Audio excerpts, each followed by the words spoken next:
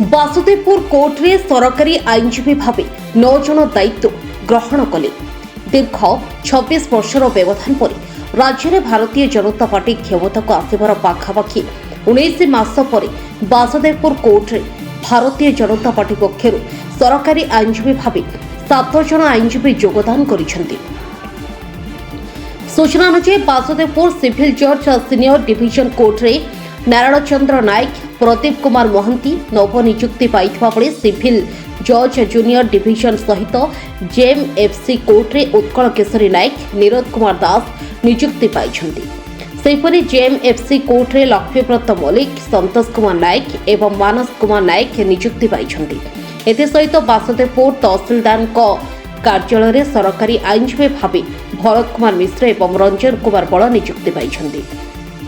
सूचना अनुसार नवनियुक्त 9 जन आईनजीवी जनवरी 1 तारिख दिन भद्रक जिलार जिलापाल दिलीप कुमार राउतराय कार्यालय में जिलापाल को भेटा सहित सरकार औपचारिकता अनुसार कार्यभार ग्रहण करते। सेपरी भाव डिसेम्बर 2 तारिख में बासुदेवपुर कोर्टे विधिवत भाव कार्यभार ग्रहण करते। उक्त 9 जन आईनजीवी मानक नाम घोषणा पर समस्त आईनजीवी भारतीय जनता पार्टी भद्रक जिला सांसद अभिमन्यु सेठी को धन्यवाद देते। सरकार पक्षर विभिन्न केस रे न्यायर सहित लड़िबे पुलिस समस्त आईनजीवी प्रतिश्रुति देते।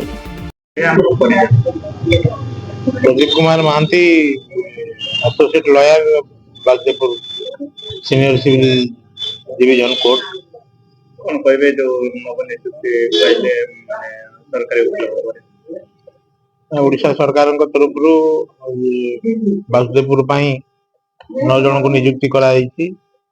विभिन्न कोर्टे आमर कार्य आरंभ हो सरकारी मामला गुड़ी को परिचालना करने राज्य सरकार आमर समस्त जो नवनियुक्त लॉ अफिसर मान को नियुक्ति करछंती। समाने समस्ते निज निज कोर्टे राज्य सरकार स्वार्थ को जमी रक्षा करेंगे से चेष्टा करेंगे। अवसर में आम मैंने समस्त एकत्रित आमर युव नेता जयप्रकाश मल्लिक द्वारा आम मान संबर्धना प्रदान करागला। आम मैंने आसंता काली ठारू निज निज कोर्टे कार्य आरंभ करूँ। आज शुभ अवसर में आम बासुदेवपुरवासी जो मकदमा सब सरकारी मकदमा अच्छी